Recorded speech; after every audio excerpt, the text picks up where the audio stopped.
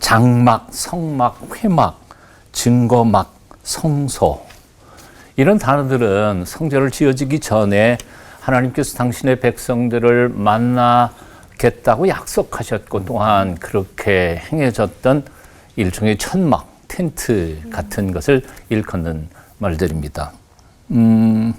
그 구조나 제작 과정이나 뭐 재료나 이런 등등을 이야기하다가 보면 그건 뭐 5분 설교에서는 전혀 불가능한 일이기 때문에 저는 이 중에서 특별히 성소와 지성소 사이를 가르고 있는 휘장의 의미에 대한 성경적 가르침을 한마디 정리하고 말씀을 드리려고 합니다. 마태복음, 마가복음, 누가복음 여기 소위 말하는 공관복음에서 일치되게 가르쳐주고 있는 사실 하나가 있습니다. 그것은 뭔고 하니 예수님께서 십자가에서 운명하시는 순간에 지성소와 성소 사이에 휘장이 찢어졌다는 사건이죠. 마가복음 15장 37절, 38절에서 이렇게 말씀합니다. 예수께서 큰 소리를 지르시고 숨지시니라. 이에 성소 휘장이 위로부터 아래까지 찢어져 둘이 되니라. 지성소와 성소를 가르는 휘장은 누구든지 함부로 그 하나님의 임재의 상징인 지성소로 들어오지 못하도록 막고 있는 가름막 혹은 천이라고 말할 수 있는데요.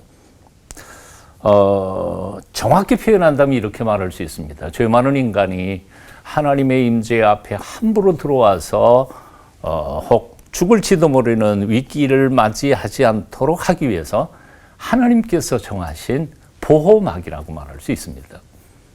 이것의 그 연원은 출애굽기에서부터 나타나지요. 출애굽기에 보면 하나님께서 시내산에 강림하셨습니다. 그리고 이스라엘 백성들이 하나님의 임재를 경험하기 위해서 올라가고 싶은 생각들이 얼마나 많았겠어요. 그래서 하나님께서 금지 명령을 내리십니다. 바로 이런 거지요. 이 산에 함부로 오르는 자는 누구든지 막론하고 죽을 것이다. 사람이나 짐승이나 그 누구라도 함부로 여기 오르는 자는 죽을 것이다. 그렇습니다. 하나님은 거룩하시고 엄위하신 분이십니다. 성경에 보면 특별 세상의 모든 허물과 죄악을 다 그 존재 앞에서 불태우시는 소멸하시는 불이라고 표현했습니다. 굉장히 무서운 분이죠. 그래서 사랑하는 백성들이 함부로 그 위에 올라오다가 죽을 것을 염려하신 하나님께서 올라오지 못하도록 금지 명령을 내리신 거죠.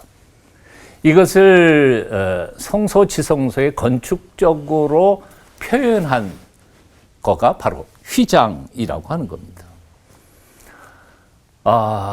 이 휘장 안으로 지성소로 들어가는 것은 그래서 굉장히 중요한 일이었고 무서운 일이었습니다. 거룩하게 구별받은 대제사장, 그냥 제사장도 아니고 대제사장 중에서도 특별히 제비를 뽑힌 사람 한 사람이 그것도 1년 365일 중에서 대속죄일 딱 한 번만 들어갈 수 있는 장소가 바로 지성소였던 거죠. 그 휘장을 젓고 들어가서. 그런데 예수님께서 인생들의 허물과 죄를 다 짊어지시고 십자가에서 죽으시는 그 순간 지성소와 성소의 휘장이 위로부터 아래로 찢어져서 통로가 열려버린 것이죠. 이 놀라운 사건을 묵상하던 히브리서 기자는 이렇게 표현하는 겁니다. 그러므로 형제들아, 우리가 예수의 피를 힘입어 성소에 들어갈 담력을 얻었나니 그 길은 우리를 위하여 휘장 가운데로 열어놓으신 새로운 살 길이요. 휘장은 곧 그의 육체니라. 휘장이 뭐라고요? 예수 그리스도의 몸이라는 거예요. 예수 그리스도의 몸이 찢어지는 그 순간 바로 성소에서 지성소로 누구나 아무 때나 언제나 들어갈 수 있는 길이 열렸다는 거죠. 이게 살 길인 겁니다. 예수님께서 당신의 몸을 찢어 거룩하신 하나님 앞에 언제든지 나아갈 수 있는, 누구든지 나아갈 수 있는 사는 생명의 길을 열어놓으신 것. 이것과 동시에 하나님께서는 바로 하나님께 언제든지 다가올 수 있도록 당신의 금지 명령을 없애버리신 것이죠. 긍휼이 풍성하신 아버지 하나님, 그분 앞에 당당하게 나아갈 수 있도록 히브리서 기자는 우리에게 이렇게 초청하고 있음을 봅니다. 우리에게 있는 대제사장은 우리의 연약함을 동정하지 못하실 리가 아니요 모든 일에 우리와 똑같이 시험을 받으신 이로되 죄는 없으시니라. 그러므로 우리는 긍휼하심을 받고 때를 따라 돕는 은혜를 얻기 위하여 은혜의 보좌 앞에 담대히 나아갈 것이니라. 십자가에 높이 달려 당신의 몸을 찢으신 예수님께서도 오늘도 우리에게 이렇게 부르십니다. 수고하고 무거운 짐진 자들아, 다 내게로 오라. 나는 오늘 이 시간 그 예수님의 찢어지신 몸으로 열어놓으신 구원의 보혈의 길, 그 앞으로 나아가 하나님의 놀라우신 속죄의 은총과 기쁨과 감격을 오늘 모든 분들이 누리시기를 축원합니다. 그렇게 되셨으면 좋겠습니다. 보혈을 지나 하나님 품으로 기도하겠습니다. 우리를 위해 흘리신 보혈, 그 찢기신 몸을 통과해서 아버지 하나님께 감히 나아갈 은혜를 인하여 감사합니다. 오늘도 그 은혜와 사랑 안에 살 수 있도록 우리를 도와주시옵소서. 예수님 이름으로 기도합니다. 아멘.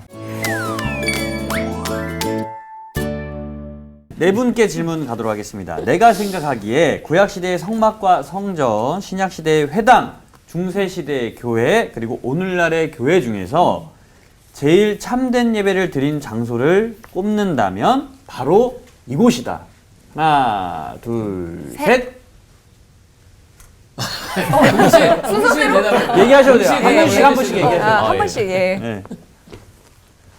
생각나시는 분부터. 꼭 있다고 말할 수는 없을 것 같아요. 상황과 그 시대에 따라서 달라지는 거죠. 나는 뭐 초대교회 때 성막, 텐트 그거는 그렇고 뭐 성전은 어떻고 이런 거 오늘날의 예배당은 그렇고 나는 어디 꼭 집어서 얘기할 수는 없다는 생각이 제 생각이에요. 장로님은?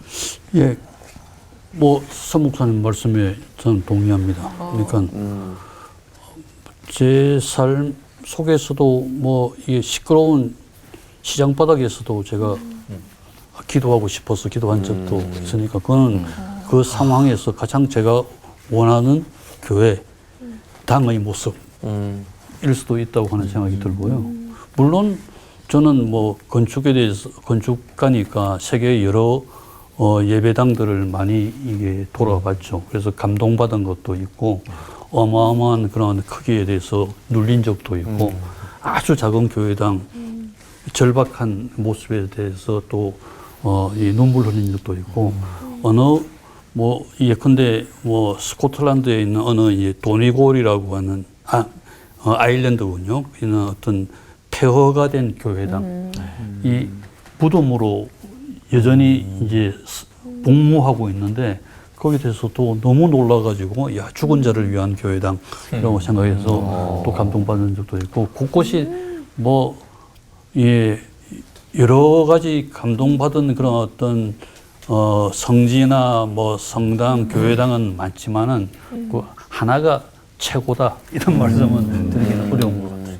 사실 그보다는 더 드리고 싶은 말씀은 어느 사람에게는 그게 감동이 안 될 수도 있습니다. 어떤 사람은 그게 감동을 받을 수 있는데 똑같은 장소에 어떤 사람은 감동적이고 어떤 사람은 감동을 받지 않고 하면은 그 사람이 그 시간에 누구에게 유익한 그런 어떤 공간이며 장소일까. 그러니까 우리가 감동을 받을 수 있게끔 항상 마음을 비워놓는 상태가 항상 중요하고 그래서 성소는 항상 제 마음속에 있다고 이야기를 갖다가 할 수밖에 없을 것 같습니다. 네, 대부분의 목사님들이 대답은 거의 비슷할 것 같습니다. 어느 장소적인 측면에서 어느 한 군데가 더 하나님 영광을 받으시고 또 참된 예배다. 그것은 좀 모순된 것 같고 그게 중세, 심지어는 중세이든지 우리가 성막시대이든지 간에 그 예배의 주체인 사람, 그 사람의 태도와 마음가짐이 중요하지 않을까요? 어느 장소를 하나 선정하는 데 있어서는 오늘 이 질문 자체가 답을 하기가 참 어렵겠습니다. 그래서 목사님들이 답을 안 하고 생각을 하고 계셨구나. 여기만 하셨어요. 저희가 잘못했네요. 안동호 목사님 질문까지 저희 답변까지. 저는 전적으로 동의하면서 네. 한 군데를 가지고 왔어요. 왜냐하면 그러니까 사람마다 다 이제 감동받는 포인트가 조금씩 다를 텐데 저에게는 조금 뭐랄까요, 그 제 마음에 어떤 동요가 일어났던 긍정적인 측면에서 그 장소가 있는데 어디냐면은 그 로마의 그 콜로세움에서 한 700m 가량 떨어진 곳에 클레멘트 성당이라는 성당이 있습니다. 저희들이 이제 여행을 가면 대성당 뭐 이런 거에 막 감동하고 그런데 저는 그때 발굴 중이었기 때문에 10년 전쯤에 그때 찾아갔어요. 찾아가서 이게 무슨 그림이냐면 그 지금은 지하 2층인데 집안 치마 때문에 쭉 내려갑니다. 그래서 옛날에는 아마 지하 1층이나 반지 하나 1층 정도 있었을 가정교회 흔적이에요. 사실은 이런 거는 잘 남아있잖아요. 약간 폐허된 건물에서 감동받으셨다고 그랬는데 여기는 이 위에 건물을 얹어서 지었어요. 그래서 이게 1세기 건물이고 1세기 이제 로마 가정교회, 인슐라라고 하는 로마 가정교회의 일부예요. 이게 왜 어떤 그림이냐면 이게 상수도가 여기 흐르는 소리와 그 모습을 볼 수 있어요. 그래서 제가 어떤 생각이냐면 로마의 가정교회, 아마도 로마서 편지를 받았을 사람들이 회람서신이라고 그러죠. 돌아가면서 읽었을 텐데 그분들이 마셨던 물은 아니겠지만 뭔가 동질감이 느껴지고 거기 모였을 그러니까 신분 이런 것들을 다 떠나서 그 천국을 경험했을 사람들에 대한 그런 생각이 드는 거예요. 그 시대로 다녀오셨네요. 네. 그러니까 역사의 거대한 물줄기에 제가 한 발을 이렇게 담고 있는 듯한 그런 느낌이요. 그래서 한동안 거기 머물렀어요. 그리고 그 위에 이제 4세기에 지은 바실리카 건물이 있고 11세기에 더 화려하게 지은 건물이 있습니다만 저는 이 건물 화려한 뭐 2층 건물 그게 중요한 게 아니고 실은 그 지하에 교회 처음 시작했던 사람들의 흔적이 남아있는 이 공간이 저한테는 되게 감동적이어서 물론 하나님은 어디나 계시고 예, 다 제게 감동을 준 거는 뭐 수도 없이 많지만 제 기억에 남아있어서 가지고 왔습니다.